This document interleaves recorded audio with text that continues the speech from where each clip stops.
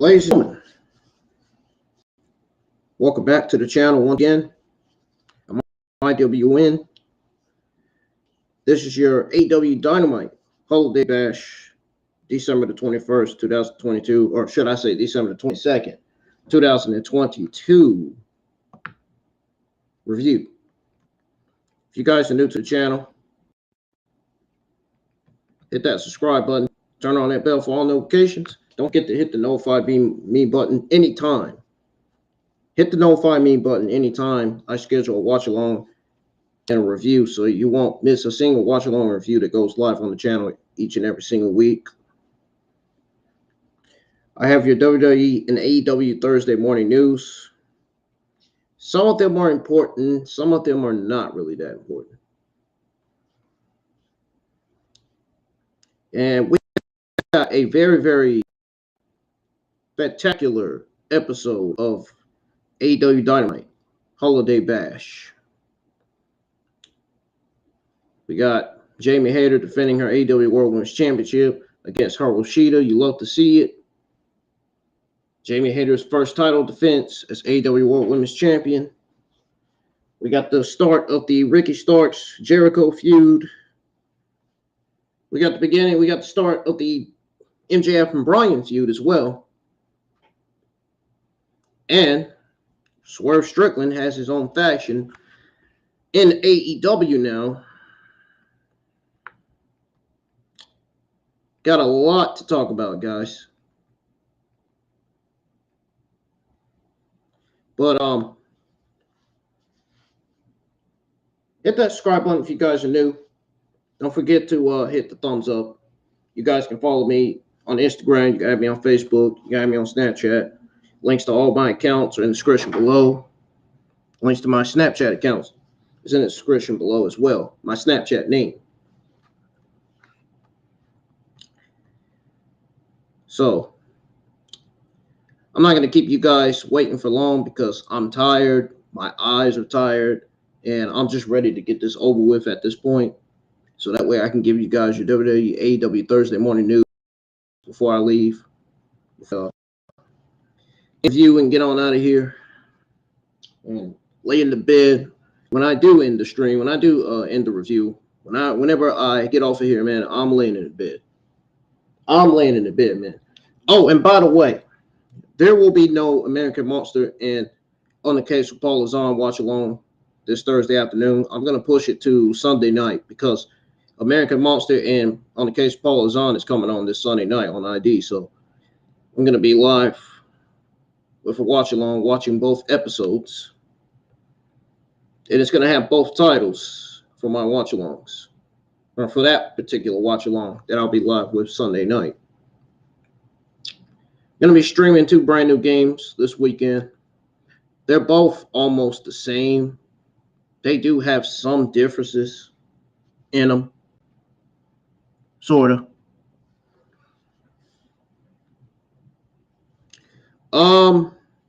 I've never fell asleep on the stream, Cam.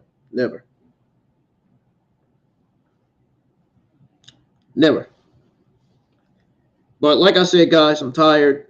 And we're going to go ahead and begin the AEW Dynamite Holiday Bash review. Let's get some more people in here, man. This is a review. This ain't no watch-along. This is a review. Remember, I went live for my watch-along last night. This is an actual review. So,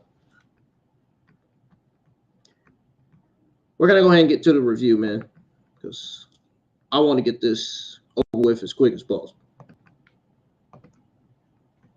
So, AEW kicked off with a Ricky Starks promo a week after losing to AEW World Champion MJF in heartbreaking fashion. Ricky Starks kicked off Wednesday's show with an in-ring promo.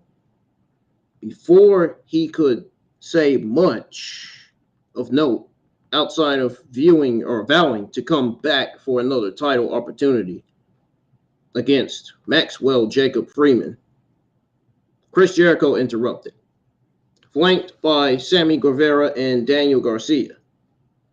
Now, the future Hall of Famer proceeded to get burnt by Starks, who related his physique, I guess, to that of an air fryer, and his current look to that of a divorced dad. So after taking shots at his cohorts, Starks found himself attacked by Jake Hager. When it looked like the Jericho Appreciation Society might subject him to a brutal beatdown, Action Andrade made the save, helped clear the ring, then stood tall with Starks. This was a great start to AEW Dynamite Holiday Bash last night with some absolutely fire work. Some absolute fire mic work, man, from Starks. He was fantastic and has embraced the role of a star that he has suddenly been thrust into. Now,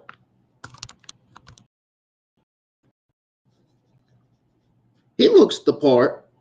You know, he carries him accordingly, I'm going to say that, and leaped off the screen. So considering who he was sharing the screen with, you know, that is saying something. That's saying a whole lot.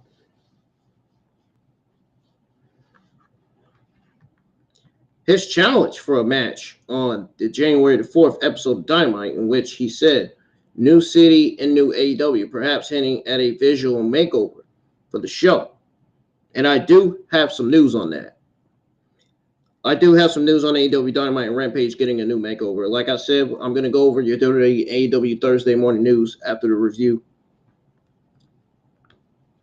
So, anyways, it was hinting at a visual makeover for the show, adding a must-see match to that telecast, and gives the company a legitimate main event match to kick off 2023. What do you guys think of this Ricky Starks promo? Let me know in the live chats, please. Now, so we basically go from this Ricky Starks promo to something else that happened on the show.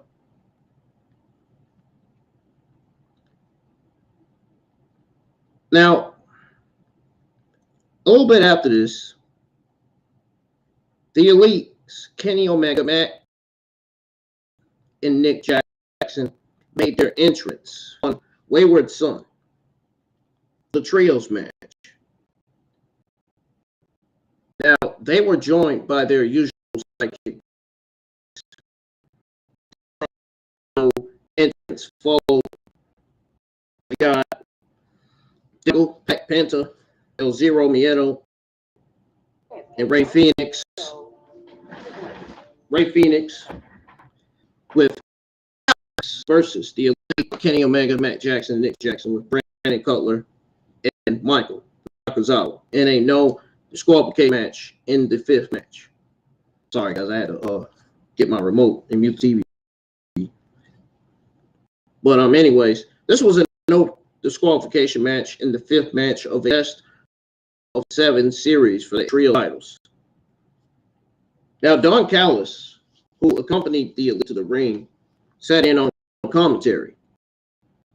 The teams brawled to start the match, while Excalibur spoke about how difficult it has been for sports teams to come back from, 3-1 deflicts. Basically players. Now, our Hernandez and Cutler had a moment. Hernandez made Penta's hand symbol in the face of Cutler, who responded spraying cold spray in his face. Now, once they were out of the ring, Death Triangle used some sort of trash can as a weapon while working over. The Death Triangle trio was on the offensive heading into a pitcher-in-pitcher break. I want to stop stop right there and say to those of you that were in the live chat for my watch along, man, I really appreciate from being there, chatting with me, man. We had a good ass time last night. There was legitimately like 16 people in the chat last night. Shout out to all those 16 people that were in the live chat, man. And thank you guys so much for the overwhelming support that you've given me in my channel. Keep it up. It's really helping. And I mean that. It's really, really helping, man. Your support goes a long way, man. But we had a good time, man. Most of my YouTube friends were in the chat, my IUN fans, community fans, and a whole bunch of people was there last night. Wish you were in the live chat tonight, Cam, but you weren't. I wanted you to be in the live chat because it could have gave you an opportunity to meet some of my other YouTube subscribers, you know. But it's okay. It's what it is. So we got a Christmas tree that was set up in the corner of the ring. It fell over because fake Christmas tree stands, or, you know, fake Christmas tree stands are shitty sometimes. They can be. In real life, they can be sometimes. But they linked it in the corner a short time later. Now, Omega pulled a broom wrapped in barbed wire out of the ring. Omega worked over Fenix with the broom. Pac and Penta were placed on two tables that were set up on the floor. Nick threw the table out the ring, boo. And then he and his brother performed top rope moves that put Pac and Penta through the table.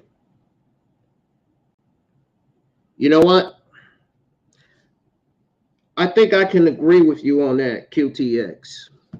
That what you just said in the chat, I feel like I can agree with you on that. It may lead to that. We never know. We got to wait till next week to find out. But Nick said Nick sold his ankle injury from last week before he basically made his leap in the ring. Omega picked up a near fall on Fenix. Omega set up for his finisher. Fenix countered into a roll up for a fall. Opry Hernandez tossed a ring bell to Fenix, who hit Omega with it. Fenix covered Omega, who basically kicked out. Good Lord. I mean, talk about good Lord, man. Pac put Omega in the brutalizer, almost like Cesaro going for the freaking natural swing on Chris Jericho. Or Claudio going for a neutralizer on Chris Jericho, or Jake Hager, you know.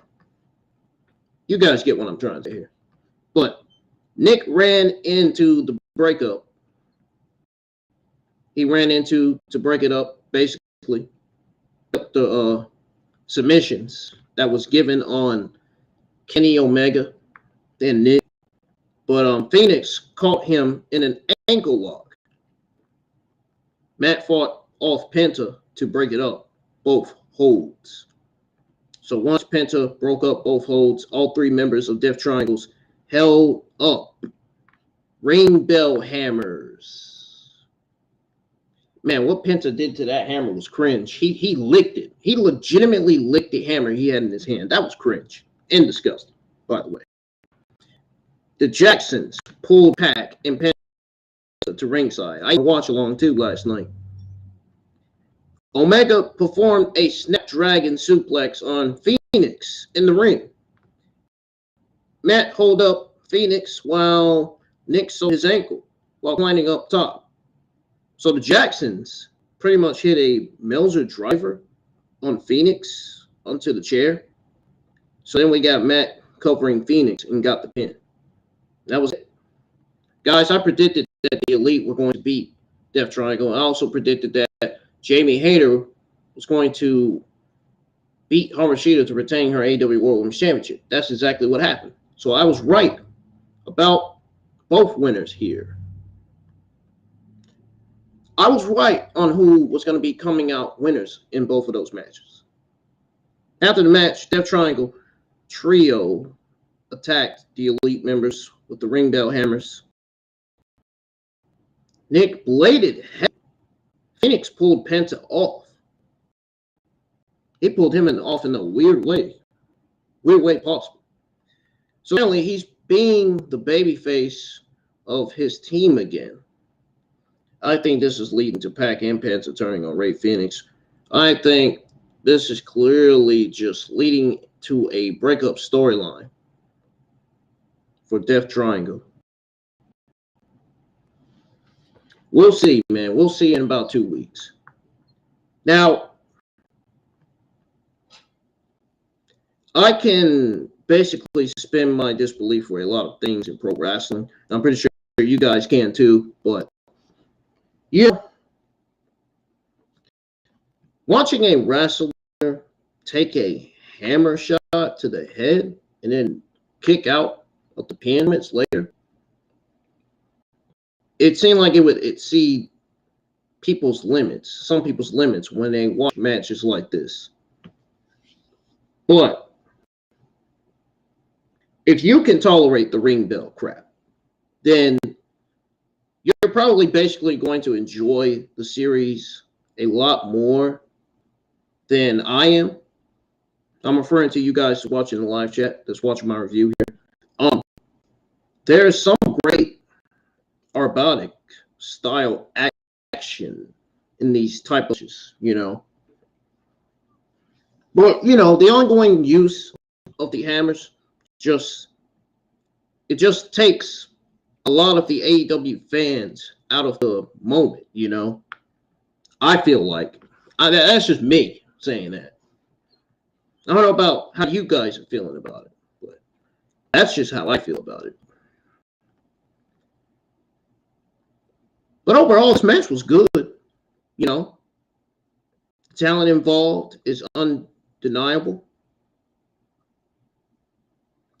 But like I said, in terms of style, the matches have a definitive style, you know. And not matter, you know, it don't really matter how much everyone toys with the little things, but, you know, they still feel very much the same in some ways. You know, a Curse of the Party style of tag team matches we see so frequently in the AEW. Now, it's pretty clear that everyone involved really needs to move on from this feud, I'm guessing.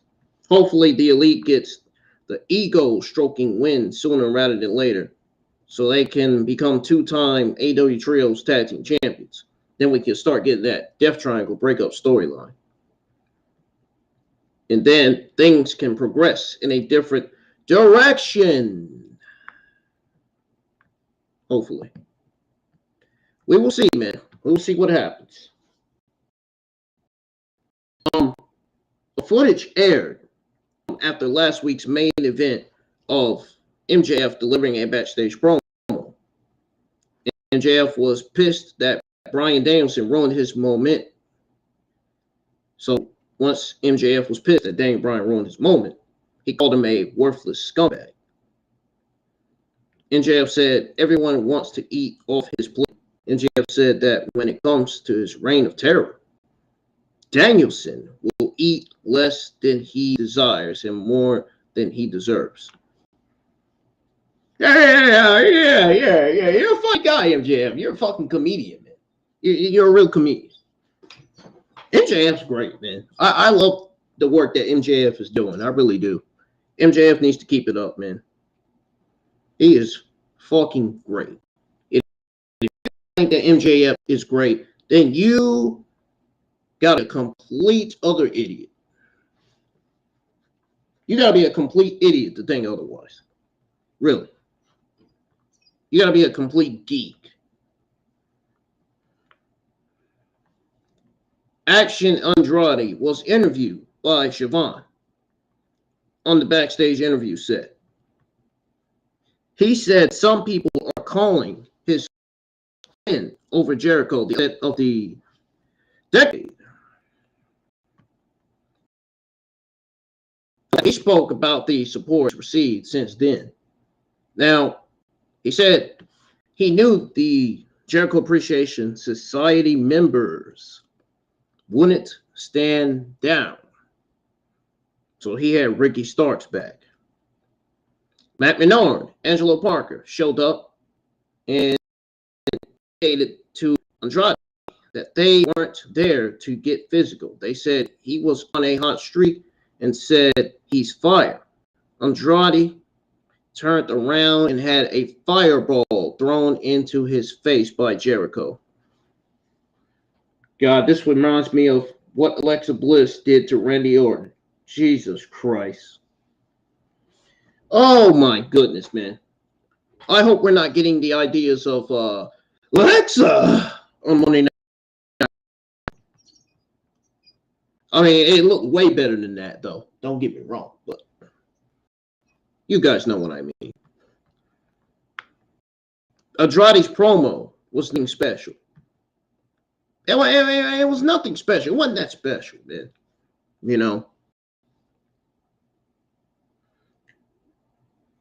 I think from looking at this, guys, watching this last night, I feel like, I don't know, and other wrestlers, other wrestling communities, and other podcasters might be saying this too. I felt like he should be humble and let others call it the upset of the decade. That's just me. But with that being said, though, I'm just learning about his character. And I'm sure you guys are too. So perhaps it will grow on me and you guys, if nothing else. The fireball, it looked great. It looked better than that. It looked better than how Alexa Bliss did it to Randy Orton. I'll tell you that. You guys remember that one, that segment. Man, that segment was awful. It was bad. It was cringe. Bryan Danielson made his entrance and was interviewed by Renee in the ring. Danielson spoke about training in the area, some bad line dancing nearby. He said he was trained by Rudy Boy Gonzalez and Shawn Michaels. The crowd popped big. Danielson said William Regal turned him into the wrestler and the person he is today. Danielson said John Yuta don't have the same type of relationship with Ringo. Danielson said he cried when Ringo was he said he loved having Ringo in AEW. And then he said Ringo taught him that there are consequences for every action. Then said MJF needs to learn the same lesson and called him out. Ethan Page, Suckley Holloway came out instead. I don't know what the heck this was about. I was scared to say the H-E-L-L word. Good thing I didn't. Page was upset about Danielson thinking he could cut in front of him. Now, Danielson said he was distracted by the glare from Holloway's head. Danielson mocked Page for referring to him as Vegetable Man earlier in his promo. Ethan Page's promo was not good at all. You guys, you can tell from my face, you could tell by the look on my face on that watch along that I did not approve of Ethan Page's promo. That was one of the worst promos that Ethan Page has ever cut. I think Ethan Page even Ethan Page himself would probably say that. I mean, that promo's god awful. I didn't like it. That promo, the Daniel Bryan's promo, stood out more than Ethan Page's promo. Ethan Page's promo was not good. Daniel Bryan's promo was great. Was straight fire. Goes to show you that Ethan Page is better off as a singles competitor. He does not need to be a part of the firm. Why is he with the firm?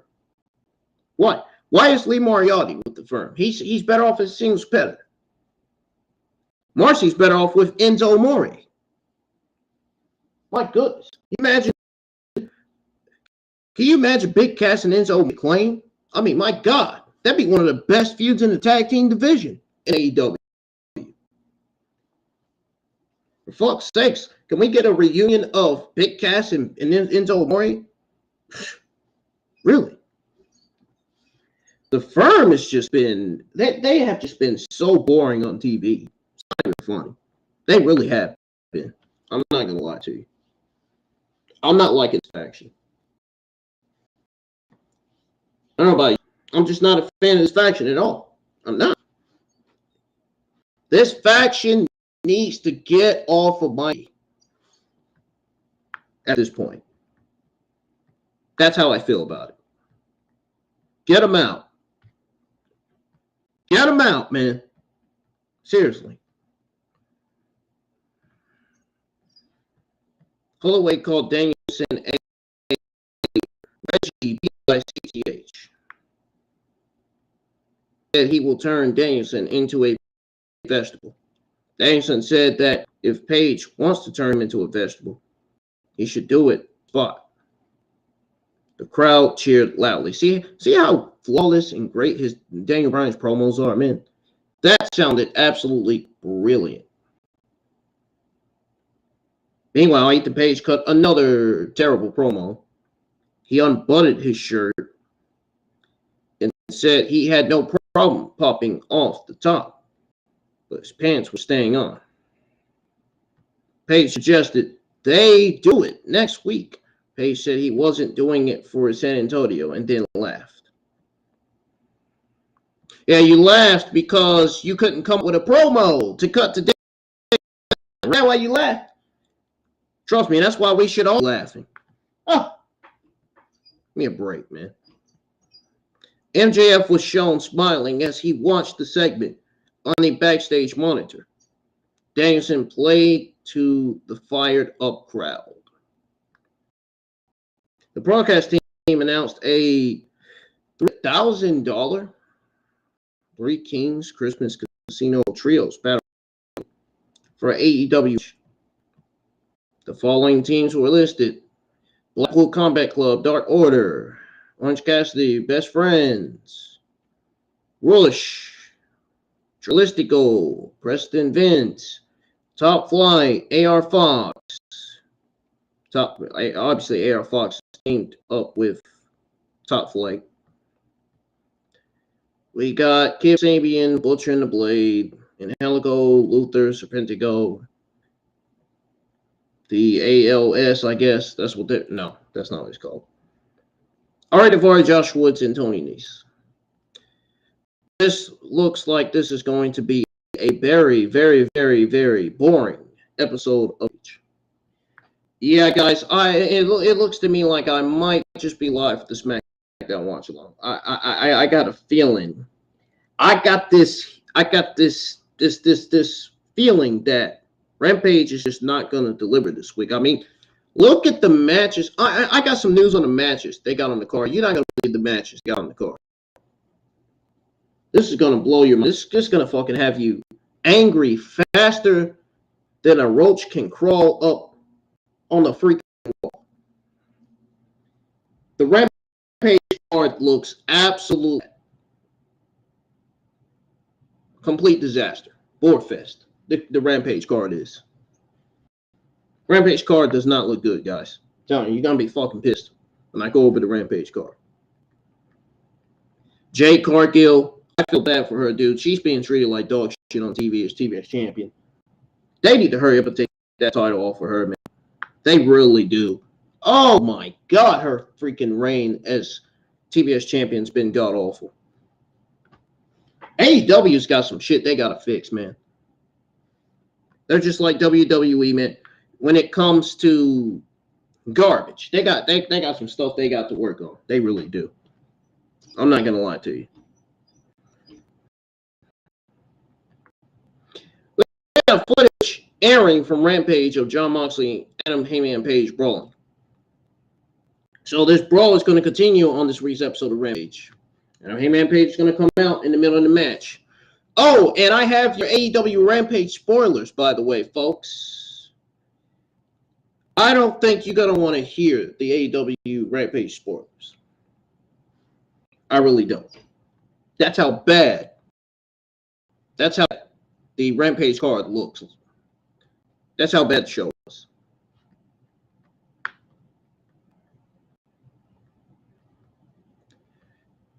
I think when I watch it, I'm immediately going to get bored and I'm going to end up shutting down the stream. I'm going to end up saying, up, shutting down the stream, channel changing.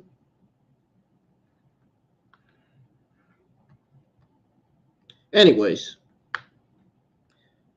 Page would know where he is. Moxley questioned when they would basically settle it in the ring. Moxley mocked that Page being knocked out wasn't supposed to happen. He asked if people thought he was trying to comb his hair. What? This sounds so lame. Moxley said it's not his problem that Page has a glass jaw. Moxley told Page not to become one of those play wrestlers. Said he's better than that. Moxley turned his face, or should I say his, he turned his focus to Darius Martin. I could have scammed. Screen just came off and came back on by itself. I think I'm seeing. Moxley turned his face to Darius Martin and said he's athletic and good, but all he hears is that he's injury prone. Moxley asks if that's his fault too. He said he would have to teach Darius a hard lesson later in the show.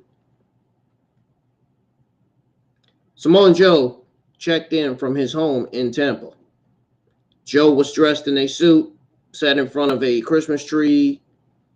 He said he was taking time out of his busy schedule to wish everyone a happy holiday. Passed along the same wish to Wardlow. Samoa Joe damn well laying it off. He was pretending like he was wishing everybody a happy holiday. Nah, he tricked the fans, man. He said Wardlow will not have a happy new year. Joe said he would give Wardlow exactly what he asked for on December 28th. He told Wardlow to have a happy holiday season. But the holiday cheer ends on December the 28th. I think December 28th is going to end the feud of Wardlow and Samoa Joe, and I think this is going to do Miro returning, and this is going to start a Samoa Joe Miro feud, hopefully. Hopefully Miro gets to be in the title picture this time, because he has not been used on TV at all. Not even Andrade, not even Adam Cole. Matter of fact, I just sworn I watched along last night. Could have sworn I mentioned Adam Cole's name on the watch along.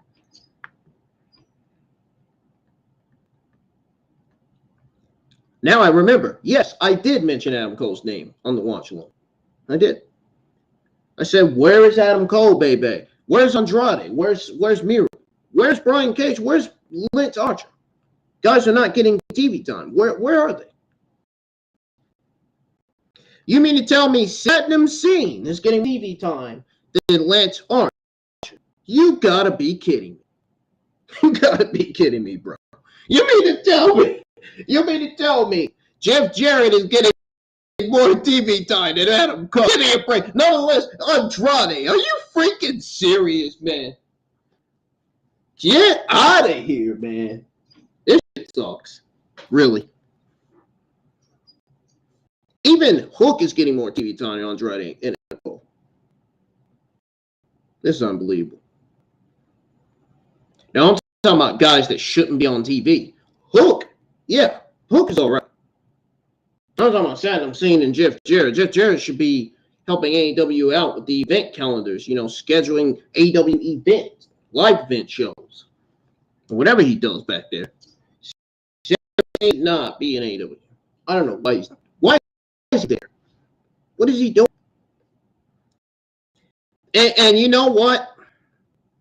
This Satnam Singh, Jeff Jarrett, and Jay Lethal. And you know what? I just mentioned this to Underground Temple. I just mentioned this to Underground Temple and Miedo in the live chat last night when I was live on AEW Dynamite Holiday Bash. Watch along.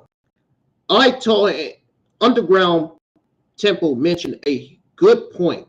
He said that this Jeff Jarrett, Satnam Singh, and Jay Lethal pairing is complete shit. I fucking agree. That should they need to get off. They need to get these guys off of TV. They need to get this pairing of Satnam Singh, Jeff Jarrett, and Jay Lethal off of TV. This shit is fucking garbage. Really. Straight out trash can garbage, man. We don't need to be seeing this pairing on TV. AEW needs to do something about that. They need to get Jeff Jarrett off of TV. We don't need to be seeing Jarrett getting more TV time than stars that should be on there like Miru, Adam Cole, and Andrade. Get them out. Jeff Jarrett needs to be back there helping Tony Khan and all the writers and producers instead of being in the wrestling ring wrestling. No.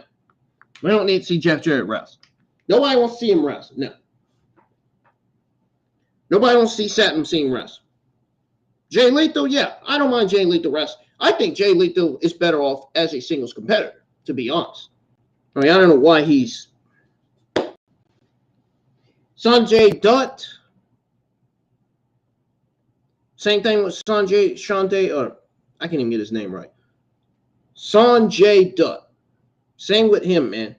He should be back there helping AEW, Tony Khan, and all the AEW writers and producers. He should be doing what Jeff Jarrett's doing.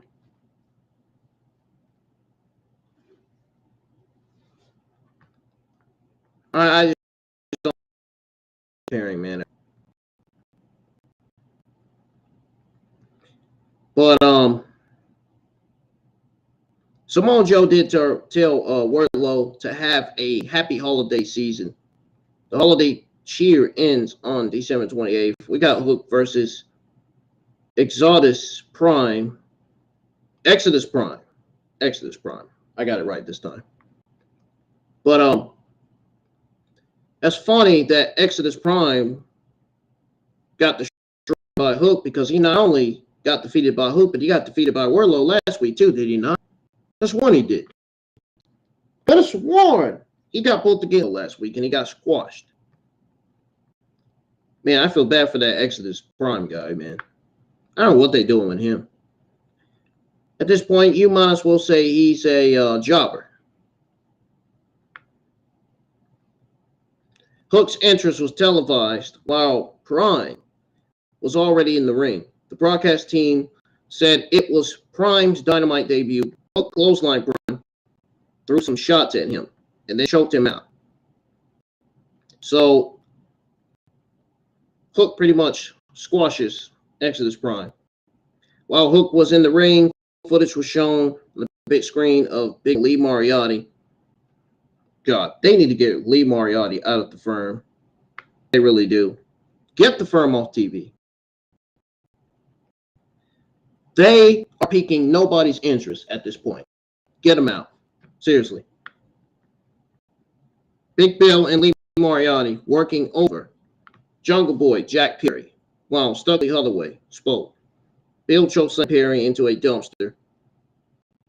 Hook headed to the back while John Moxley made his entrance through the crowd during a picture-in-picture break.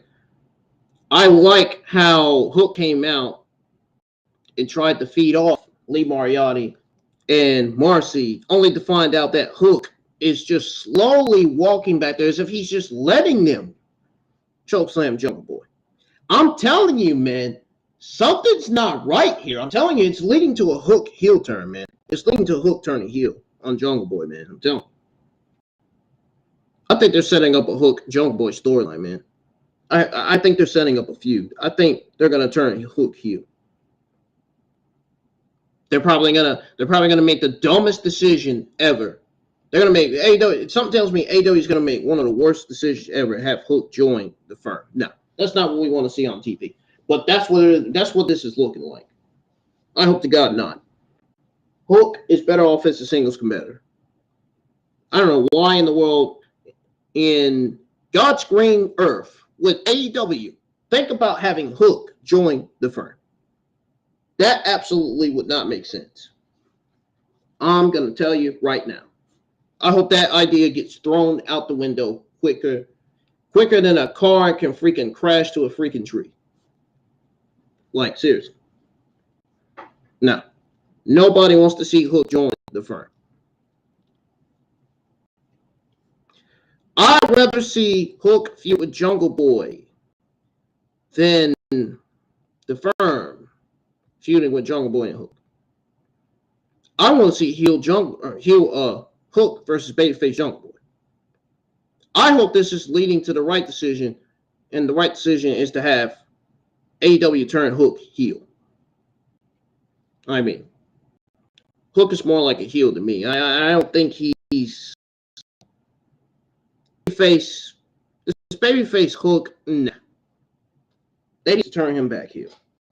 They really do. He's better off as a heel at this point. He really is. And all Hook has been doing lately is clotheslines, German suplexes, and reg roll. That's all he's been doing. They barely even gave Hook any TV time. Barely. When is he going to get an actual FTW championship match? When is he going to have another title defense? You know, an actual title defense where somebody takes Hook to the limit.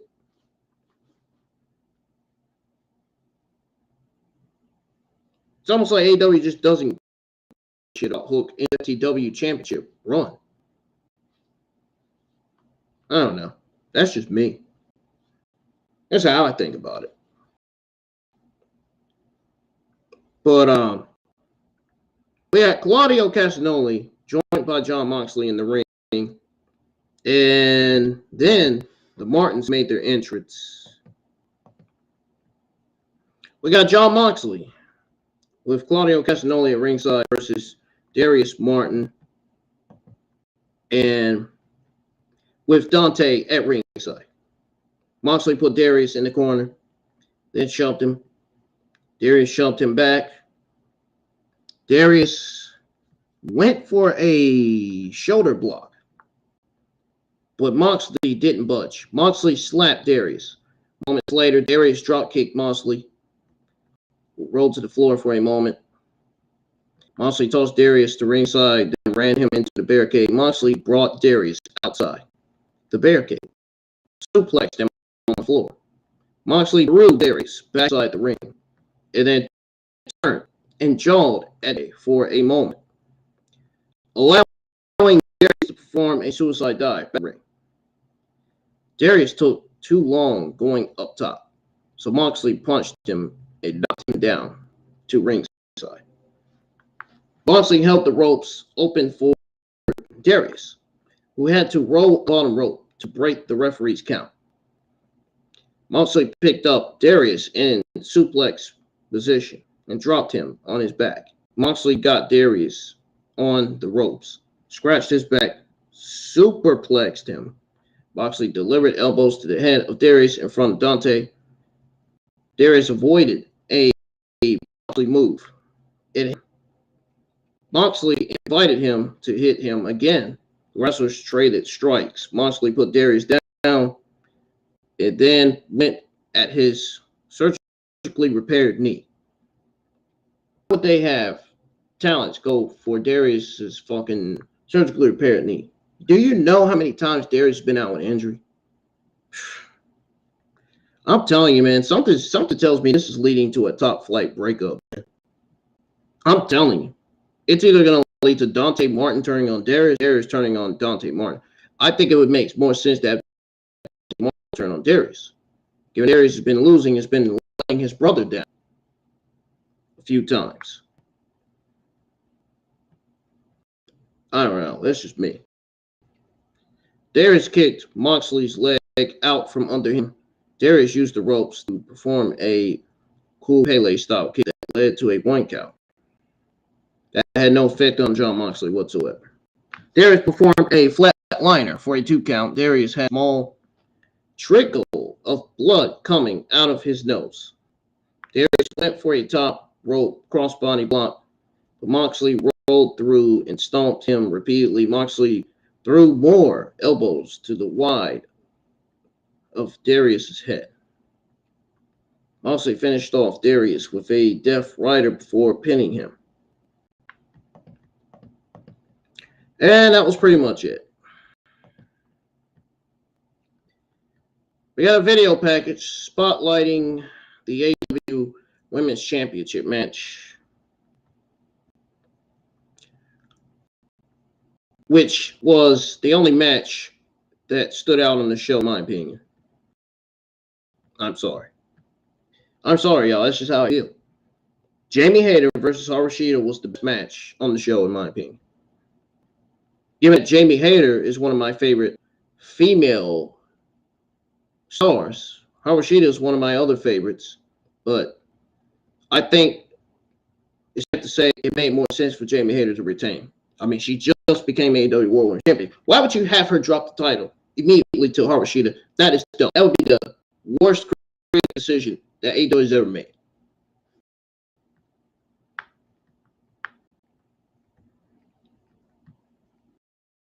Now, the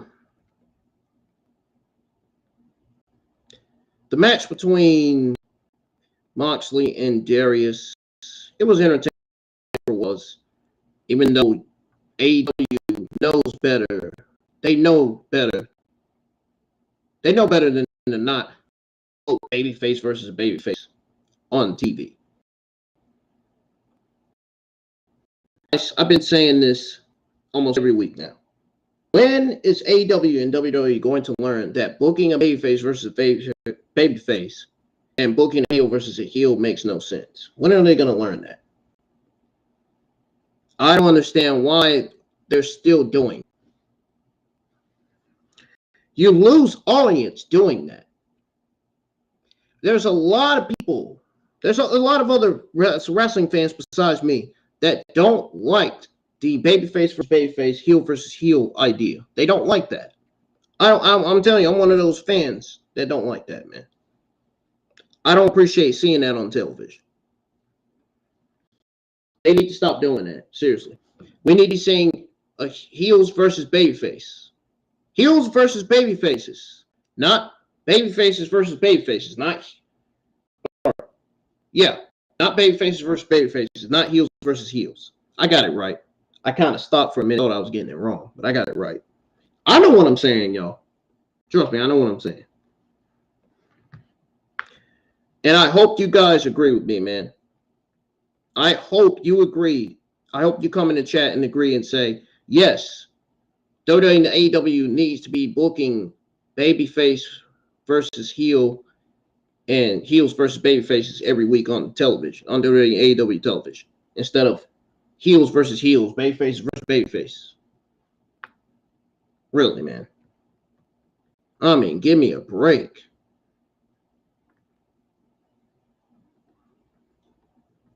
The odds of seeing a young babyface upset a veteran on the show feel even slimmer than usual. And this, in my honest opinion, is obviously due to Andrade pinning Jericho last week. Moxley starling down Dante at times left people wondering if they are setting up something for the Battle Royal on Rampage, if they'll eventually have a singles match. Yes, they did. They already did. IWN, I don't know why you said that. They already did. The latest chapter of the book of Hobbs aired. He spoke about watching his uncle overdose when he was a child. He also recalled being stabbed and shot at. He said the people who did it were monsters, and they created a monster. Can I ask a question? Can I ask everybody in the chat a question? What in the hell are AEW doing with Powerhouse Hobbs? What the hell is AEW doing with Powerhouse Hobbs, man? Why are they continuing to put Powerhouse Hobbs in magnets? This guy should have been TNT champion already. You mean to tell me they rather throw him in magnets than book him in matches? I'm sorry, I had a few reasons to complain about this show, despite it being a decent episode. But come on, man. Now they're doing power. They went from doing Andrade, Adam Cole, and Miedo dirty to doing Powerhouse Hobbs dirty now. Now Powerhouse Hobbs is going to be the next star. He's one of the next stars on the list to not get. Watch, he's going to be sitting right on the bench.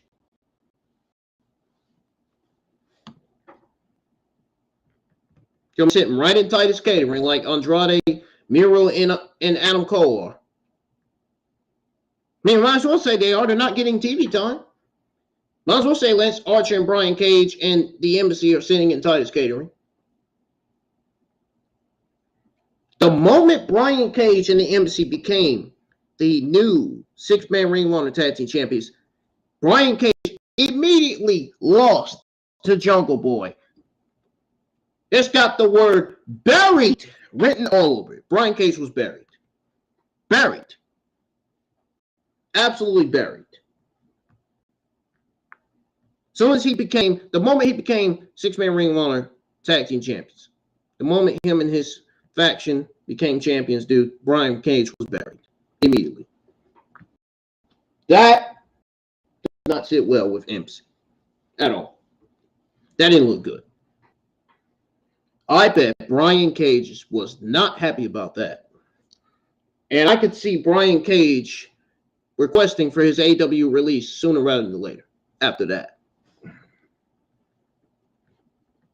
That looked embarrassing. You got to feel bad for Brian Cage being defeated by Jungle Boy. I mean, really. The Embassy should be built as a dominant force in the AEW tag division. Yeah, it doesn't look like they're being built as the most dominant force in the AEW tag team division. At least they're more focused on the House of Black. I'll give them that.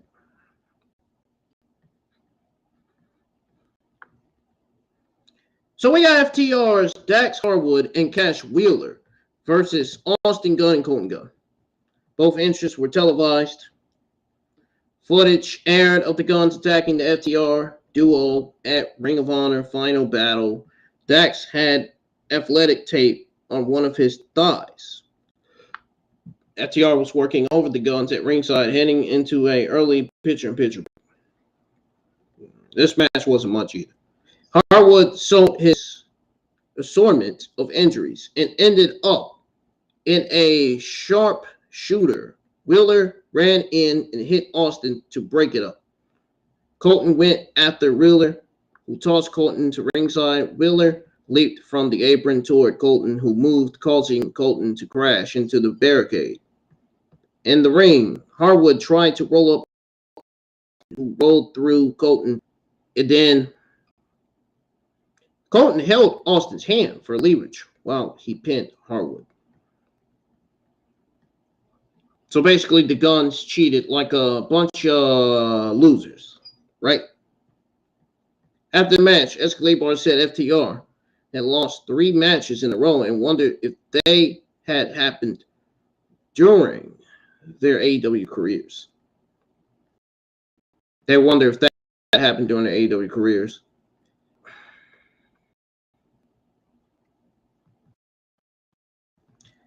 Probably intrigued by the story of FTR's losing streak. I'm kind of intrigued myself. But you know what? This did not really pack much of a punch. I mean, hardwood was selling more, and the Guns still had to steal the pin. I mean, really? Like Austin Gunn and Colton Gunn will be getting some more mic time sooner or later to rub it in and generate some heat off of it. That is what this is looking like, okay?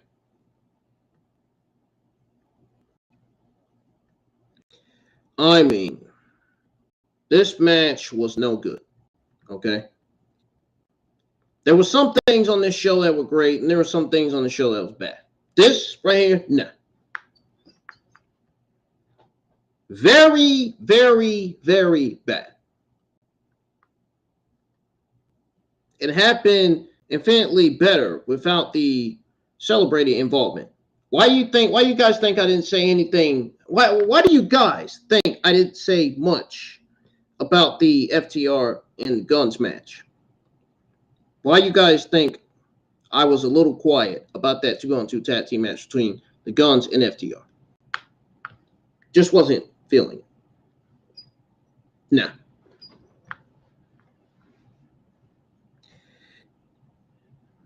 Just wasn't the for me. No.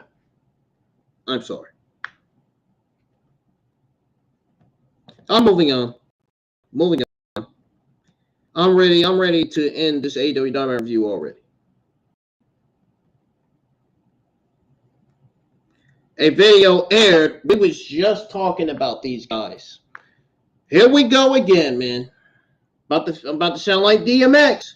Here we go again.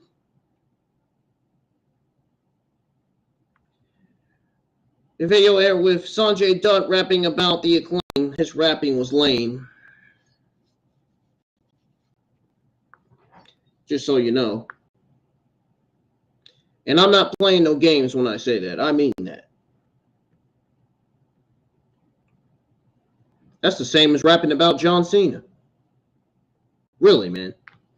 Oh, man. This shit sucked, man. Billy Gunn. He rapped about the Acclaimed Billy Gunn while Jeff Jarrett, Jay Lethal, and Satnam Singh. Smells like Satnam Singh. Sounds like Satnam Singh. Man, I'm not even in the mood. I'm not even in the mood, man. I don't know why these guys are on TV. Get them off TV, man. Except Jay Lethal. Get Jeff Jarrett and Sanjay Dutt and Satnam Singh off TV. They don't even belong on TV, man. When I see those guys, you know what I say? When I see these guys, I say, channel changing time. That's what I say when I see those guys on TV.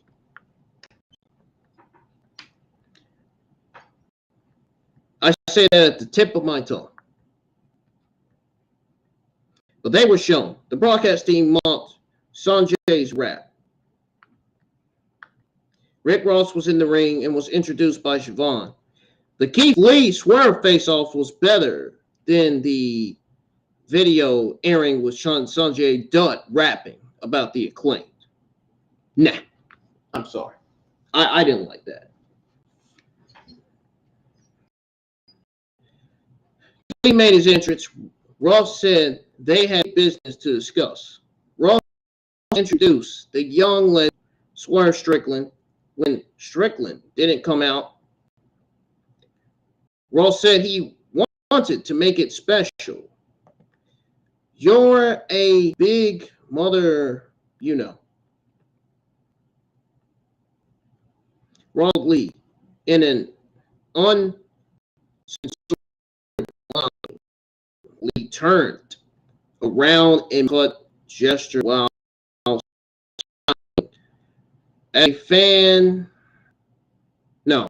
while smiling at fans at ringside. Ha, ha, ha, not funny. Strickland came out with a mic in hand and said they were doing this on Lee's time again. Strickland carried a big to the ring with him while saying they were going to do things his way. Okay? Strickland said he can't deal with all accusations. Or should I say the accusations? Strickland said Lee couldn't keep his eye on the tag titles or his own health. Jeez. Strickland said Lee needed to keep his eyes in the back of his head from now on. Parker Woodrow entered the ring, attacked Lee from behind while Strickland watched from ringside. Lee rallied and clotheslined Woodrow over the top. Strickland motioned for Lee to bring it. Lee went to ringside and was attacked by another man. Woodrow joined in on the attack again. Woodrow and the other man placed Lee on a portion of the ring steps. It placed a cinder block over him, and then Lee performed a top rope double stomp. Ross, Woodrow, the other man, put on Strickland. Muku Associates t-shirt. T-shirts.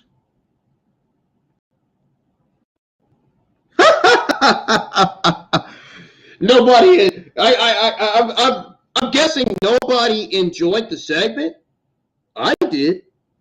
I thought it was better than Sanjay Dutt rapping about the Acclaim. I mean, I'm not trying to sound like no idiot, but I'm just being honest, man. I mean, I would rather see Keith Lee and Swerve Strickland on my TV than Sanjay Dutt, Satnam Singh, and Jeff Jarrett. That's how I feel. Okay. Now, I don't mind Strickland leading a faction if there weren't already too many in AEW. There are way too many factions, man. I don't know what they are doing with these factions, man. Why can AEW stop creating factions in AEW? We already got like 10, 11 different factions in AEW. You don't need that many. Come on. You don't. Really. Woodrow joining the faction means the end of the Trust Busters. Thank God. Thank God they got Parker out of there. Holy shit. That fact, I felt like the Trust Busters was dragging Woodrow. To be honest. The Trust Busters faction were absolutely dragging Parker Woodrow in his run in AEW. That's just me. That's my honest opinion. That's how I feel about it.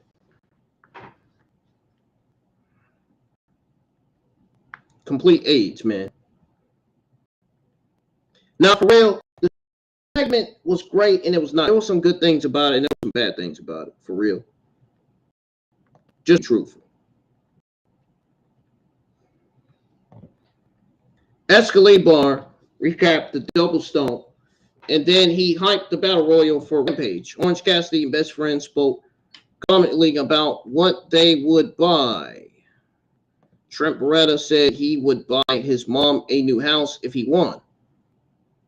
Now, Taylor said he would buy his mom a chainsaw. Cassidy said he would buy Trent a new house. Dark Order spoke about splitting the money evenly if they won. They asked Heyman Page not to get involved. He asked why he would. They brought up Moxley being involved. Page confronted, or should I say confirmed, the match would go on Friday and then walked away. Interest for the main event took place. Easily the only best match on this week's episode of Dynamite. Easily. Not because Jamie Hayter is one of my favorite female stars, which she is one of my favorite AEW female stars. After all, she is the AEW World Women's Champion. She is powerful. She is faster. She is stronger.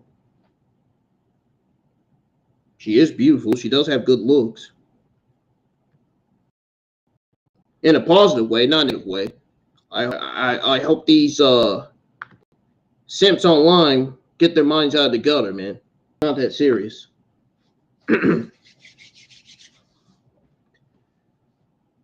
But she's everything I just mentioned. Really. Jamie Hayter's faster, stronger. She's powerful. She's great. Her skills are incredible. I think she can get it done as a babyface too. I think she can do both well. We're seeing how good she did as heel when she first made her AEW debut, man. She had potential written all over her, and she still does. So we got a ring announcer, Justin Roberts, delivered in-ring introductions for this amazing title match that I really enjoyed, and it really invests my time in watching. Early in the match, Shida had Hayter's head hanging over the apron and hit her several times while standing on the floor. Shida performed a running knee strike, heading into a picture-in-picture break. Excalibur announced the following matches for Friday's AEW Rampage. Jesus Christ. Guys, you are not. And I hope Andy is in the chat for this one. I hope Andy's in the chat for this one. You are not going to want to tune in for this week's episode of Rampage. I'm about to tell you the card. This card looks absolutely just. I don't even want to. Just don't even want to explain the card for Rampage. I don't want to describe how bad this card looks. So, the matches for Friday's AEW Rampage, we got the Three Kings Trios Casino Battle Royal. Eddie Kingston and Ortiz speaking. Jay Cargill versus Vervaxen in an eliminator match. Oh, great. Oh, great. Another useless match for Jay Cargill. Another squash match. How many squash matches is she going to have now? 100,000 more? My goodness. When is she going to be given real competition? When is she going to successfully defend her title and get somebody that's evenly matched to her? I don't get it.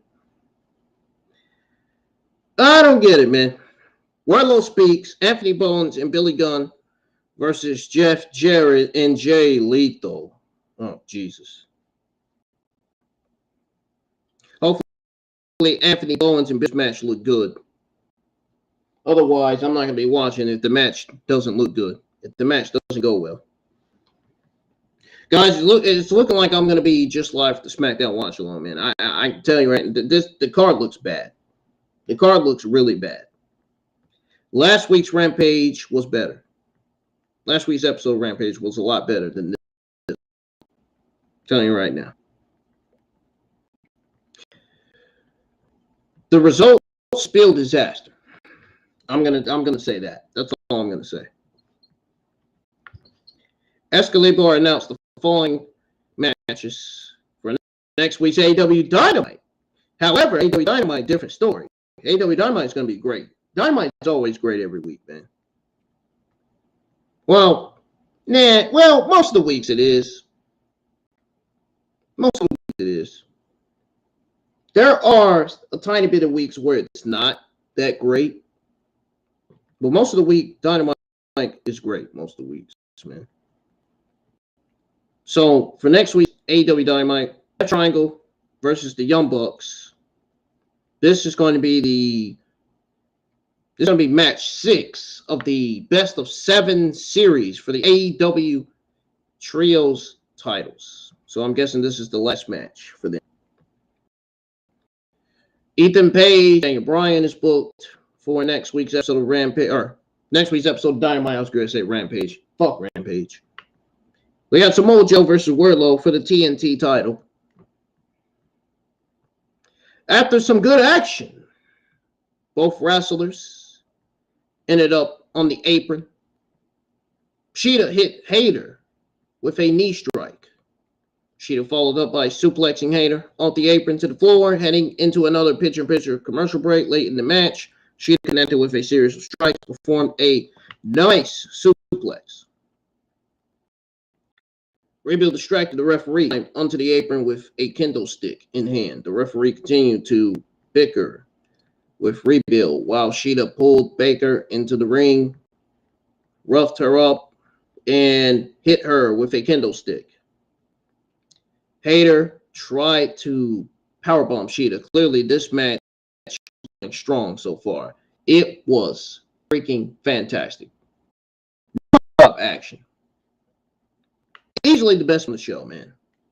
This match defiantly piqued my interest.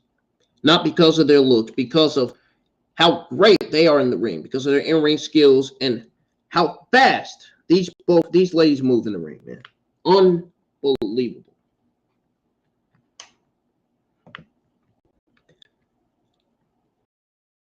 Trying to powerbomb Shida, who threw. Hayter powered up Shida and hit the powerbomb for a near fall. Don't get me wrong, I love females with good look, but the reason why this match piqued my interest is because both of these talents are my favorites, and they are great at what they ring. And I'm sure most guys love women's tits, ass, and shit. I mean, that's what I love. I love that type of stuff too, but that's not what this is about. But I didn't think I said the word tits right. Hayter powered up Shida and hit the powerbomb for a near fall. The crowd popped big, and many fans were on their feet. I don't blame them. I mean, I'm not going to repeat myself, man. I'm telling you. This match stole the show, man. This match, the ending, oh my God. It was beautiful, man. Hayter blasted Shida with a lariat for a near fall. Hayter let out a primal scream.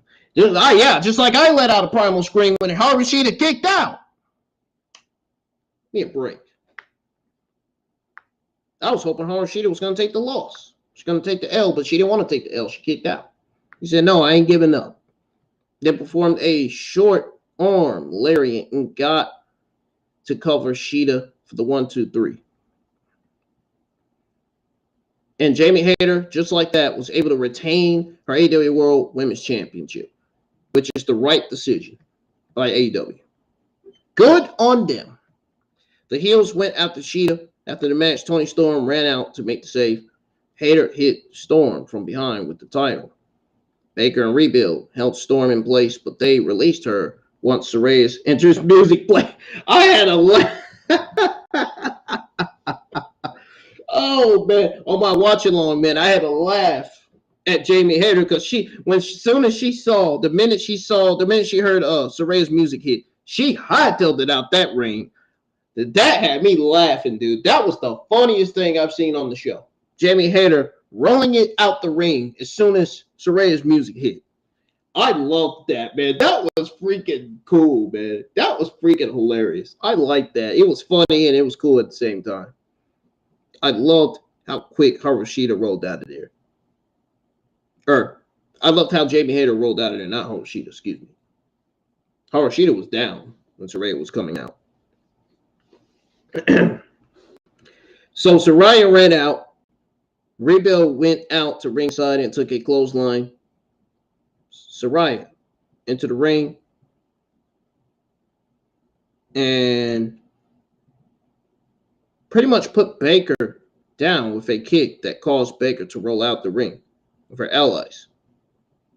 Saraya, Shida, and Storm stood tall in the ring while Escalibur hyped Rampage matches to close the show. Guys, I'm hearing some rain outside. I think it's raining.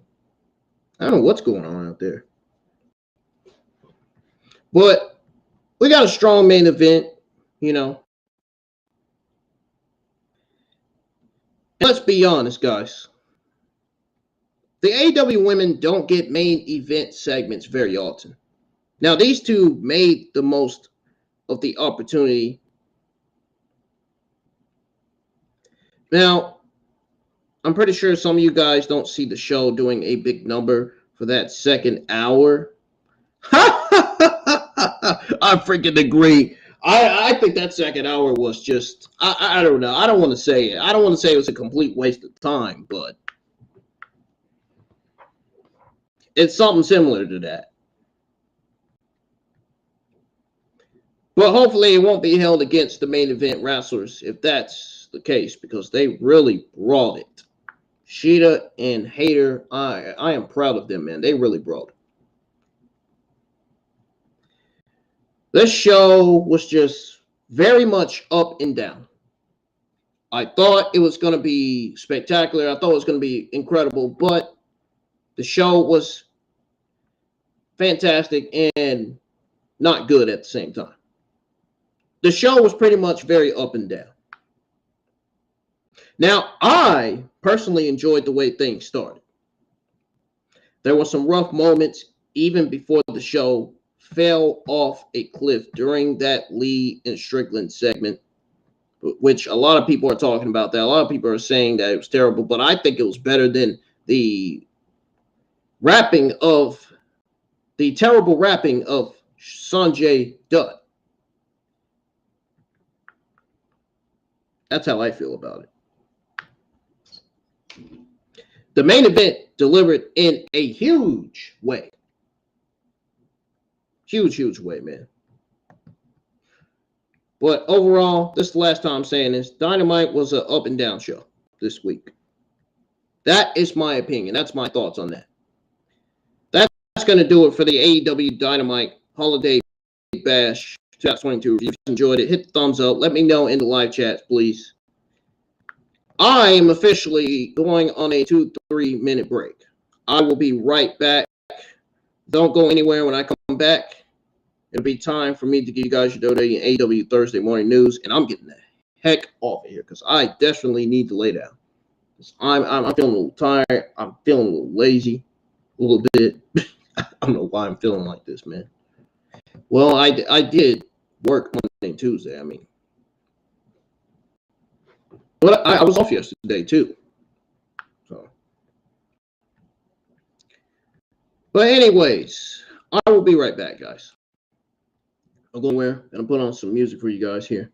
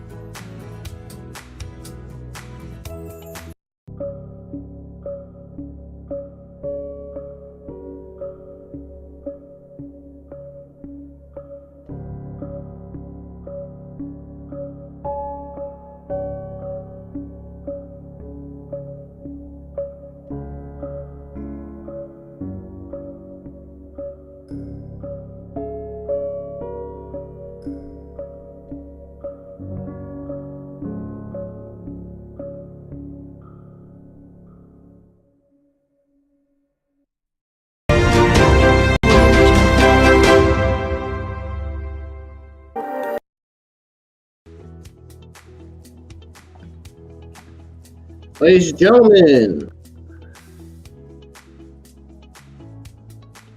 it's now time for me to give you guys your AEW Thursday morning news. I'm going to start with your WWE Thursday morning news on the Monday Night Raw viewership.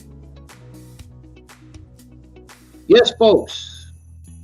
So apparently the Monday Night Raw viewership shoots up this week. Rightfully so. It deserves to shoot up because we got one of the greatest Monday Night Raws that we haven't got in a long time. Monday Night Raw this week was great. Absolutely decent. It's better than this week's episode of AEW Dynamite. It was even better than this week's episode of NXT. NXT was awful. Dynamite had its ups and downs. So there was some good stuff on the show and there was some bad stuff on the show. Today is heading toward Christmas, right along with the rest of us. Now we get to see how the viewership for this week's Raw. Well, you guys get to find out how the viewership for this week's Raw turned out for the final Raw before Santa Claus comes to town. Yeah. Ooh. According to WrestleNomics, the December 19th episode of Monday Night Raw brought in an overnight average of, I'm guessing, 1,705,000 viewers with a .43 and 18.9 demographic. There's no way. How in the world did they pull in that much? I don't know. Beyond me. Look at it this way. December the 5th episode of Monday Night Raw brought in an overnight average of 1.536 million with a rating of 0.41 in the 18 to 29 demographic. And then November the 28th episode of Raw brought in an overnight average of 1.688 million viewers with 8.40 and 18.49 demographic. I'm not going to review the rest. That's all I'm going to give you guys. All right. So we move on from that to the news on Roman Reigns. So apparently Roman Reigns was not physically present at Monday Night Raw this week. So Reigns and the Bloodline made a presence felt on Raw this week before the show could even start. Roman Reigns sent a warning to the entire Raw locker room, especially Kevin Owens, who followed throughout the show, was totally carnage as the Bloodline started taking out members of the Raw roster. However, while the Bloodline was present on Raw, it appears that Roman Reigns wasn't physically present taping. Fightful Select reports that Roman Reigns wasn't physically present at Raw. Well, that's according to Fightful Select, guys. Instead, his segment was filmed Friday at WWE SmackDown. It says here, and I quote from Fightful Select, Roman Reigns was not physically at Monday Night Raw. His segment was filmed Friday at WWE SmackDown per Fightful Select, end quote. Sami Zayn, the Usos competed on Raw this week, while Sami defeated AJ Styles. Rose failed to get the job done against Seth Rollins and Kevin Owens.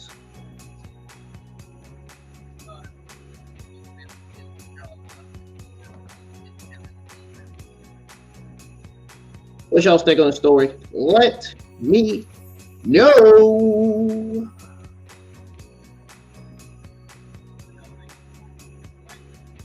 All right. Next, I have some news on what's booked for next week's episode of NXT, guys. Got some NXT news. We went over the Raw news. Now we're on to the NXT news.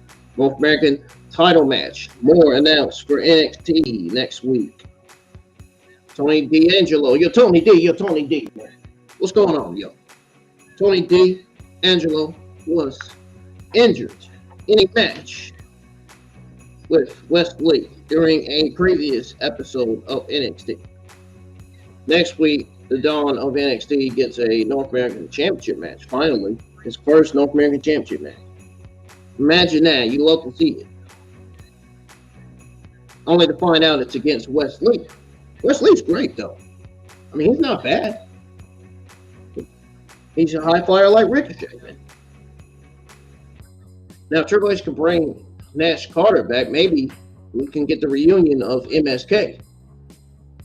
They announced during NXT that I think D'Angelo will square off against Wesley for the North American Championship next week on the white and gold brand.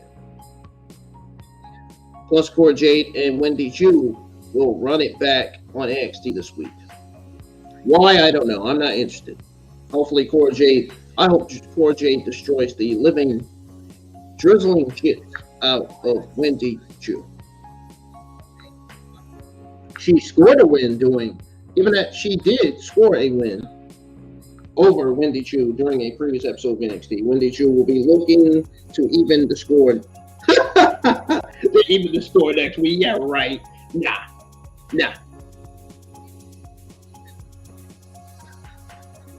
She's going to win again over Wendy Chu. That's all I got to say about that one. For those not in the know, they taped the December 27th, 2022 edition of NXT a few weeks ago.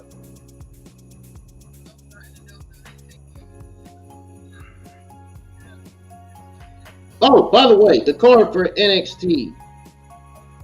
Of course, we went over two of the matches. Here is the other two matches. Fallon Henley versus Kiana James. Battle for the bar.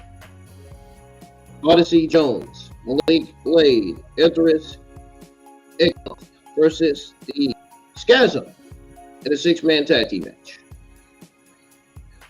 So those are all the 4 matches that were booked for NXT, including the 2 that I just went over.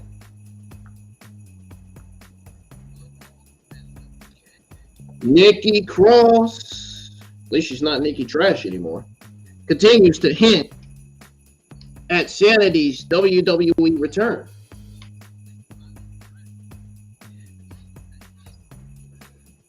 Nikki Cross began her WWE career a few years ago. It didn't waste any time establishing herself as I'd say, solid talent.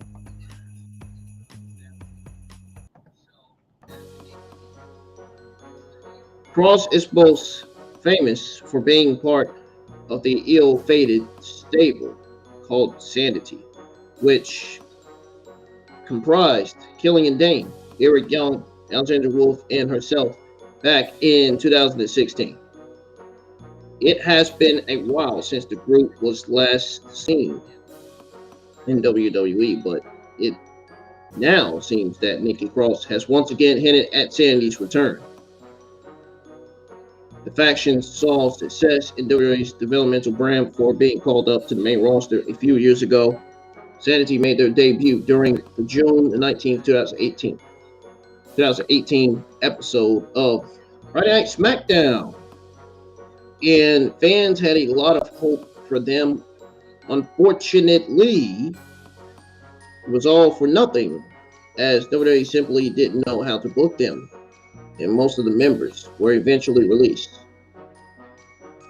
It is to be noted that Nikki Cross recently teased Sanity's return via social media posts. In fact, Cross recently took to Twitter and dropped a video where she spoke to her previous darker gimmick with a curly-haired girl drawn on a blackboard.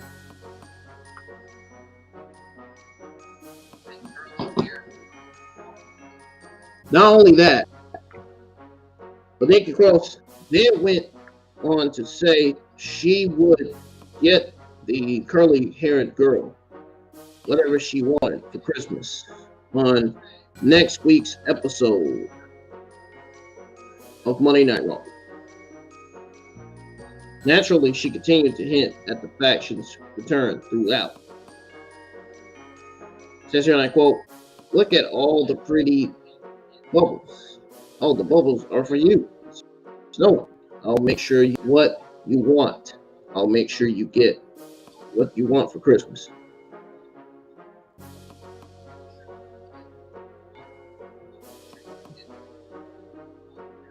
End quote. There were plans to bring back Sanity last year, but they ultimately got scrapped with Eric Young set to make his WWE return soon. Perhaps fans will finally get to see Sanity return and be booked in a way they should have 4 years ago.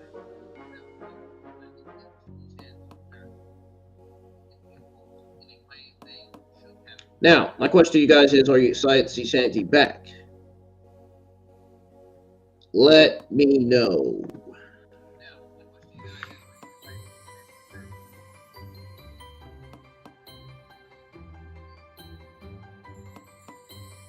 All right. Moving on to your next Thursday morning news. This one is on NXT Tag Team, considering for main roster. Hold up.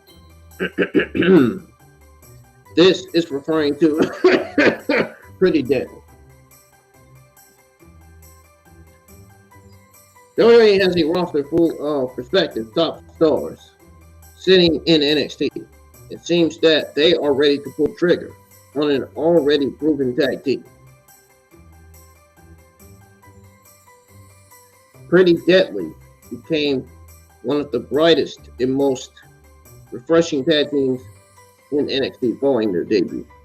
It did not take them long to become the NXT Tag Team Champions and solidify themselves as a top tag team in the company. They would end up losing the titles to the New Day, and now it seems they could be getting called up to the main roster sooner. Oh, really? At the NXT Deadline Premium Live event, Pretty Deadly put up their NXT Tag Team Championships against the New Day. They put them on the line. The two teams gave it their all in a solid tag team encounter, says Ringside News. However, it was the New Day who reigned supreme and won the titles. Following their loss, fans believe Pretty Deadly were going to be called up to the main roster, according to Mike Johnson in a PW Insider Q&A. There were rumblings after the tag team lost the titles. Now, it was added that would be getting a look at house shows in January. Really? It says here, and I quote from Mike Johnson, there were rumblings right after Pretty Deadly lost the WWE NXT Tag Team titles that they could be getting a look and working some house shows in January. But beyond that, nothing that I am aware of. End quote. Now, we will have to wait and pretty much see whether Pretty Deadly will be called up to the main roster. They are certainly two very talented individuals and could benefit from a main roster run in the future, as fans would agree. I think when they get called up, they need to go to Monday Night Raw. Where they need to go.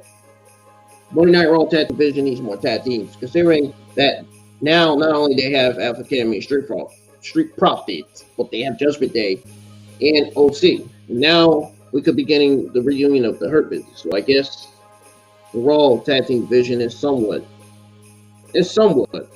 solid right now. I guess you could say. What's y'all's take on this story? We got some Edge news.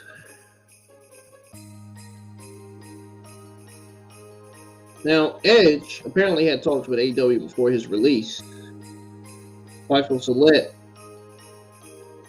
has now reported that Edge is on a deal with limited dates remaining, which is why he hasn't been featured under a television since his I Quit match against Finn Balor.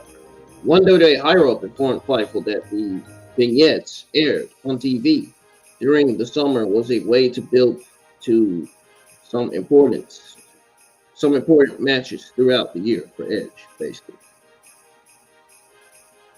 Says here, and I quote, WWE sources confirmed that Edge is on a deal with limited dates, which is why he has appeared periodically since splitting him from the Judgment Day feud.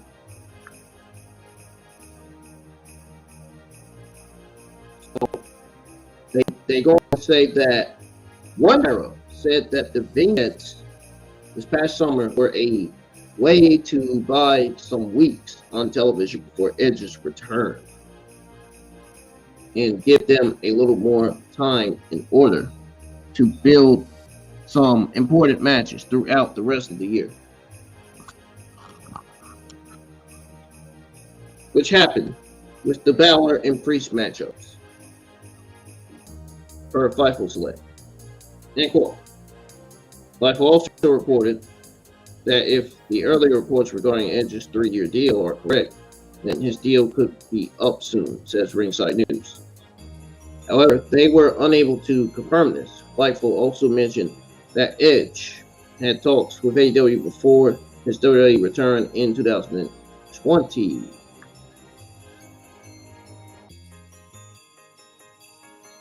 Says here, and I quote, in 2020, it was reported that Edge was on a 3-year contract for 25 appearances and 5 matches per year. However, that was either incorrect or amended, as Edge competed in 10 matches in 2021 and has already competed 6 matches in 2022. We aren't sure when his deal is up or how many appearances are left on his existing deal. If the length was correctly reported, that deal could be up soon. If it wasn't frozen due to injury, would have not confirmed. If that's the case, Edge had talks with All Elite Wrestling before his WWE return in 2020. End quote. If the reports regarding Edge's deal are true, then the Rated R superstar could make his return anytime soon. We'll find out when Edge returns to the company. When he does, he does.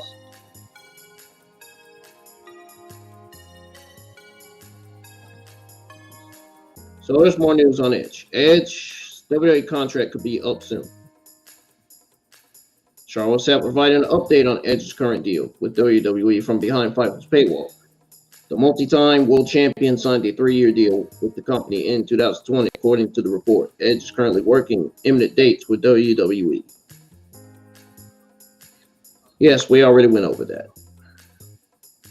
Edge has previously teased a permanent retirement from in-ring competition, noting that 2023 would be his final year in the pro wrestling world and that he plans to retire in Canada. Remains to be seen if Edge will return to WWE in time for the 2023 Royal Rumble Premium Live event. Well, you know he is. He did it in 2021. What makes you think he's going to do it in 2023? I mean, you know he's willing to. Obviously, Edge versus Finn Balor is booked for the Royal Rumble, so he's gonna be there. Obviously, what are they talking about?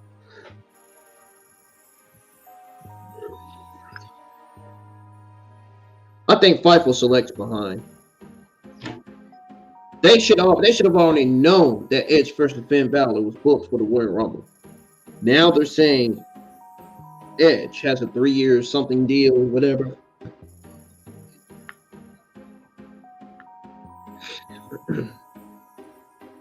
Guys, just going to do it for you Thursday morning news. Now we're going to go over your AEW Thursday morning news. And then I'm getting the heck out of here. I'm in the stream, got the lights on, laying in bed.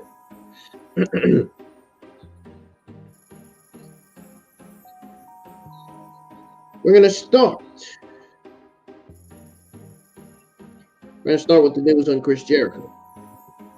Now, Chris Jericho, if I can find it,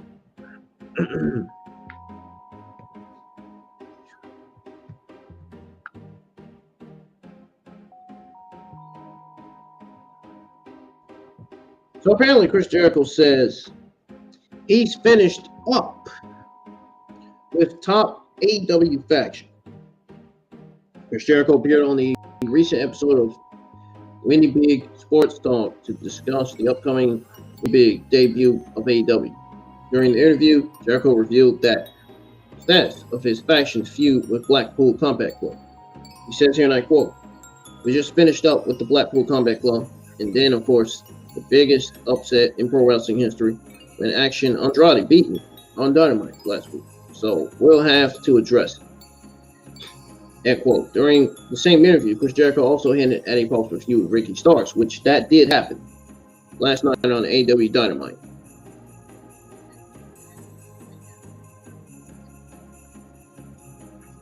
After all, he teased that feud last week on AEW Dynamite when he called Ricky Starks a flash in the pan.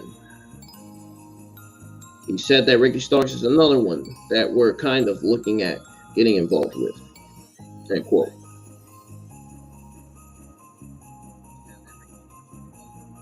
That is what he said. And clearly, if you're watching the stream, clearly in the title it says the Jericho Starks feud has just begun. I mean, I'm just giving you information, okay? I'm just giving you the WWE AEW news that you guys need to know. That's important here. The first AEW Dynamite of 2023 will likely be a sellout, says Ringside News. I don't know what this is about. So, 2022 has been a year of ups and downs for AEW in many ways. Yes, it has. Finally, especially after what transpired after AEW All Out. Regardless, the company is focusing on the future, looking ahead to 2023. First episode of AEW Dynamite next year will take place on January 4th and emanate from the Climate Pledge Arena in Seattle, Washington. According to WrestleTix, AEW has sold 7,440 tickets out of a total capacity of 10,169 tickets. They have yet to sell 2,729 tickets, but they still have more than enough time to make up for that.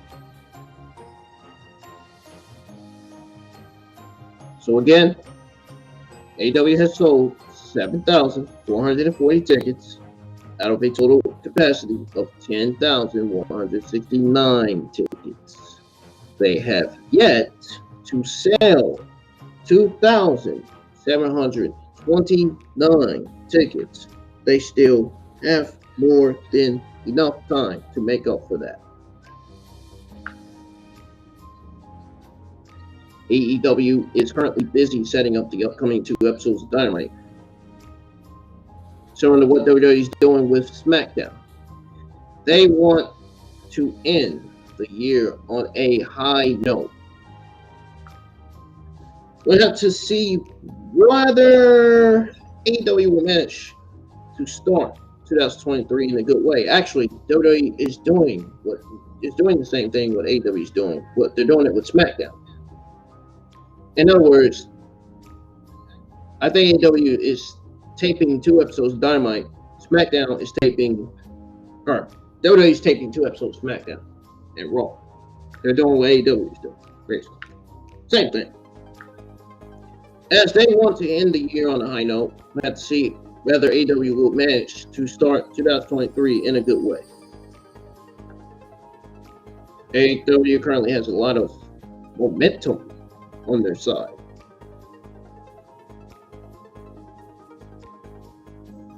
AEW superstars will miss upcoming episodes of Dynamite. Those particular superstars are FTR, Kenny Omega, Sammy Guevara, and Tay Conti.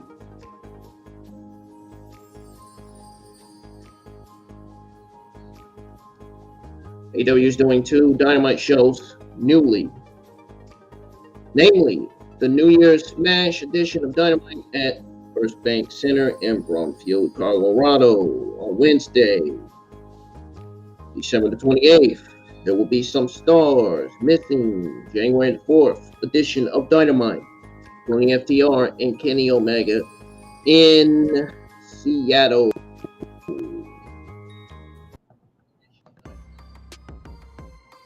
AEW will be missing some big stars this week. FTR, Sammy Guevara, and Tay Conti, as I just mentioned, will be absent because they are performing for AAA that night.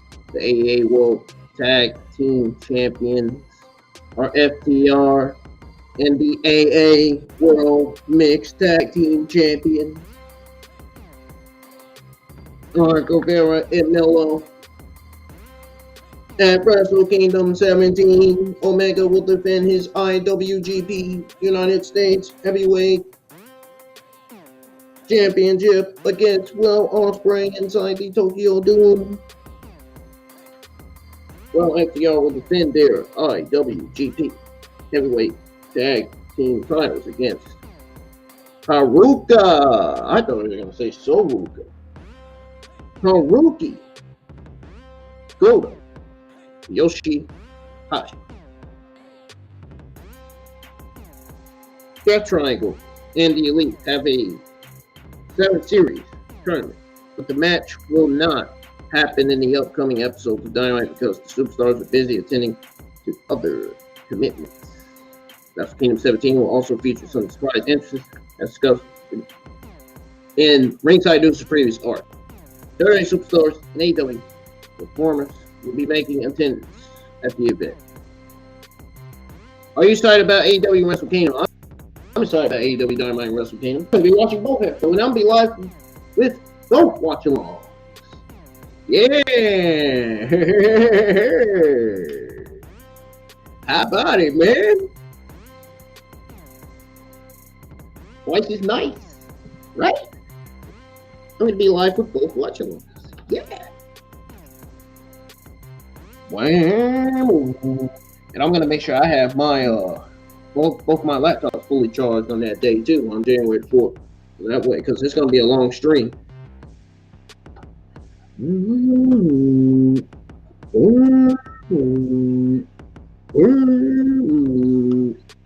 I wonder what time the Wrestle Kingdom 17 pay-per-view will go off. I wonder what time that goes off. I'm going to have to find out what time it goes off. I wonder what time will that go off at the air. Is it going off the air at 5? It's going off the air at 6? I gotta find out, man. I don't want to miss Dynamite either, you know.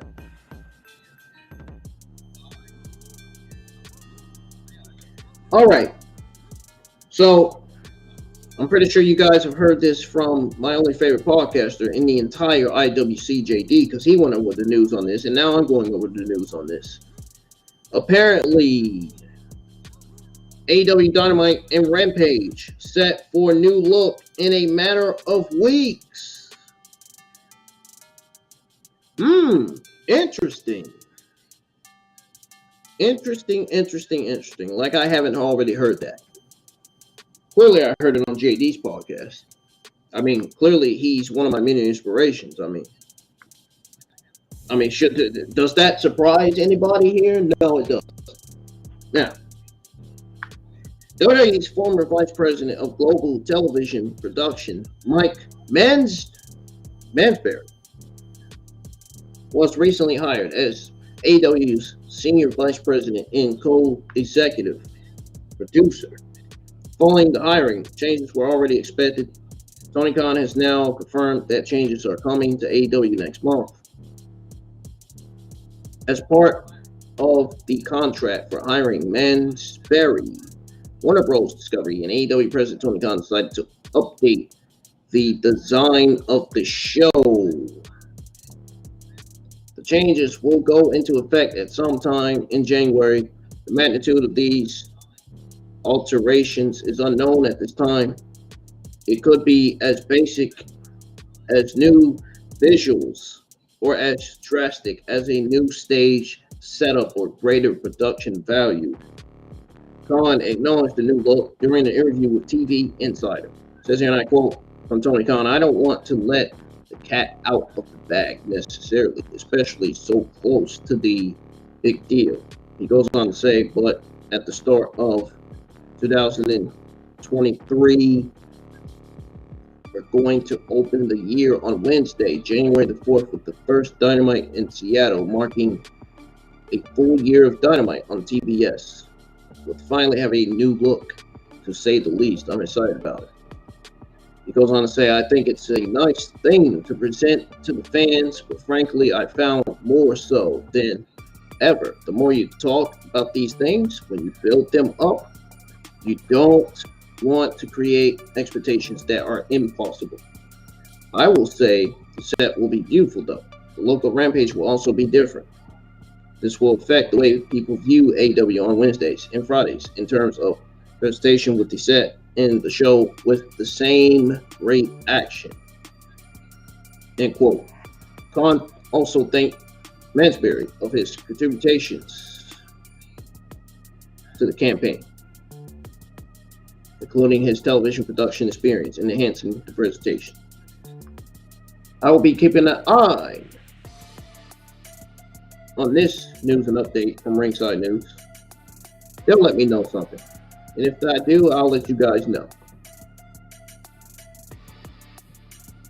Of course, they'll let the people that has an account on that website know. I happen to have an account on Ringside News website, so I know. Ringside News on my socials, they're my friends.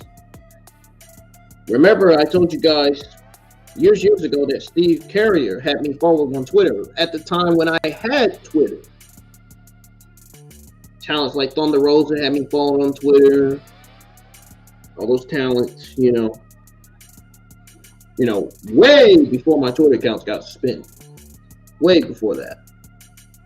Way before all my accounts got suspended for cussing out the AEW WWE negative stains in the community. Because they don't know how to keep their mouth shut.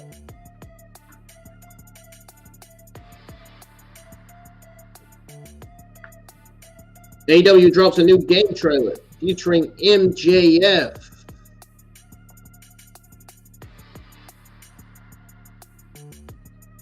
AEW excited fans when they announced they were venturing into the video game world. The game will have tons of top stars from the AEW roster, including the likes of Kenny Omega, John Moxley, and others. With the game set to release, man, AEW decided to hype up fans in a huge way. Eventually it'll be released, but this is because they dropped a new trailer for the game with an emphasis on MJF. Maxwell Jacob Freeman. The AEW video game will be released sooner than expected. The game will be called AEW Fight Forever and will feature a loaded roster of pro wrestlers as well as a lot of match variety that fans will love. Fans like myself, anyway. AEW Games recently took to Twitter and uploaded a trailer for the upcoming game, this time giving a spotlight to the AEW World Champion, MJF, feature MJF's entrance, and all of his classic moves, both in real life and in-game footage. It says here, and I quote, here we go, guys. Get ready to read it to you. "He's better than you, and you know it." This hashtag, AEW Fight Forever, spotlight trailer, showcases a sneak peek of the salt of the earth. MJF, reserve or wish list your copy today. End quote. The game will also feature bloody matches such as the Lights Out match and more. It also expected to drop on PS5. It's also expected to drop on PS5, Xbox Series, PS4, Xbox One, Nintendo Switch, and PC by next year. I'm going to read it to you guys again, in case you didn't understand. Because I know most of you guys have subscribed to my channel. are from the PS4, and most of you guys are from the internet wrestling community on Twitter, and Instagram, Facebook. I have some of you on the PlayStation 4. Some of you guys have subscribed to my channel. Yes, I have a PlayStation 4 in case you guys didn't know, in case the new subscribers didn't know. I'll be streaming on the PlayStation 4 this weekend. Now, there's also suspected to drop on the PS5, Xbox Series, PS4, Xbox One, Nintendo Switch, and PC by next year. So write that down if you got a paper, so you can remember. We'll have to wait and see how the game will be received by fans and critics alike. It's gonna be great. I can't wait to get it. All right, guys. The last AEW Thursday morning news of the morning is on the matches that are booked for Rampage this week. Guys, hear me out on this card. You're not going to like it. I'm telling you right now. It's not going to sound good. Not going to sound good at all. John Moxley taught a hard lesson to Darius Martin on Top Flight on the Holiday Bash episode of Dynamite this week. Former AEW World Champion will be in action this Friday on Rampage as well. AEW announced that Moxley will join his fellow Blackpool Combat Club stablemates and other competitors for a massive trios battle royal this Friday on Rampage. Adam Page is also expected to participate in the matchup. Plus, Jay Cargill, Cargill, you heard it, will put her TBS championship on the line against Vervaxton on Rampage this week. Finally, Vervaxton is being used, but she's been in other wrestling matches, so I completely understand why she hasn't been on there. Billy Gunn will tag with Anthony Bowens against boring Jeff Jarrett and the amazing Jay Lethal as well. The other things that's slated is Eddie Kingston Ortiz promo, and then we'll hear from Wardlow. And then we have the Three Kings Christmas Casino Trios Battle Royal. That's pretty much it. That's going to do it for your AEW Thursday morning news, guys. I'm getting the hell out of here. I'm tired. I'm tired as you know what right now. If you guys enjoyed the review, hit the thumbs up. Subscribe to the channel if you're new. We're on the road to 600 subscribers still. Make sure you hit the notify me button so you'll be notified on when my watching those reviews go live. I'm going to go ahead and create a playlist for all of my SmackDown watch-alongs and reviews. So that way it'll be on there. And then essentially create a AEW playlist where all of my reviews and watch-alongs combined will be on there. Like both of my, like for an example, Ring of Honor Final Battle and the NXT Deadline reviews. That'll be on the list. That'll be one of the reviews on the list, man.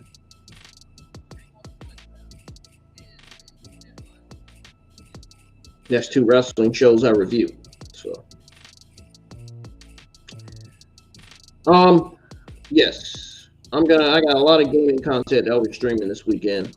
I can't wait to spend my weekends off playing games, because I have not played on the PS4 in I'd say 9-10 months, because I've been producing and streaming content and working as well, and I've been relaxing and trying to rest and trying to get good rest and stuff,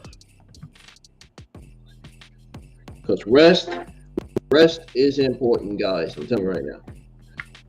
Why do you think I get up late some days? Why do you think I actually get up late some days, man? Why do you think I go to bed? Why do you think I stay in the bed and rest? Well, guys, not only am I going to be streaming games this weekend, I'm going to be working on the Royal Rumble thumbnail background, and as well as the Wrestle Kingdom 17 thumbnail background. I think I'm trying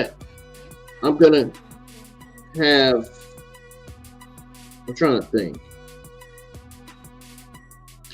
I'm going to have both the Dynamite and Wrestle Kingdom logos on there because I'm going to be live for both Dynamite and, or should I say, both Wrestle Kingdom 17 and Dynamite. Again, I'm going to be live with both Wrestle Kingdom 17 and Dynamite. I got to find out what time Wrestle Kingdom 17 goes off, so I'll let you guys know whether I'm going to be live for the Dynamite watch along or the Wrestle Kingdom 17 watch along. Sounds like Wrestle Kingdom 17 is going to be more of a good show than Dynamite. I mean, given that Wrestle Kingdom 17 is a pay-per-view, it's a New Japan Pro Wrestling pay-per-view. I'm subscribing to New Japan Pro Wrestling's website because I want to see that. And I'm sure you guys want to listen to the commentary and to the action too. I can't show it. I can't show the shows because they're going to shut my stream down if I show it. Just like I tried to show SmackDown on my screen a few months ago, and they shut down my stream. Copyright. Sucks. What? You gotta do what you gotta do, man. Anyways, guys, I'm getting out of here. I'm not streaming any content this Thursday afternoon. I'm pushing my American Monster and On the Case of Paul is on watch along to Sunday. I'll see you guys in the live chat for SmackDown and AEW Rampage this Friday night. I am taking the day off of YouTube, obviously, because I got to work. So, see you guys in the live chat for Friday SmackDown Rampage. See you guys there this Friday night. I want the biggest audience in the live chat, too. All right, take care, guys. Stay safe always, man. I think we're supposed to be getting a real bad blizzard threat this weekend. So you guys stay warm. Stay warm. Stay safe. And if you have eczema like me, please don't zip up your jacket. Because if you zip up your jacket, you're more than likely your eczema is more than likely gonna flare up. Especially if you got warm body temperature like I do. Why do you think I have this fan on all the time? My body temperature is always so warm. And yet, I'm okay. Yet, I'm not sick. I know. It's crazy. I'm glad I ain't sick. But I'll see you guys later. Peace. Don't forget, my SmackDown Rampage watch along will be scheduled. You guys will see it. I'll catch you guys later. I'm getting out of here. I'm tired.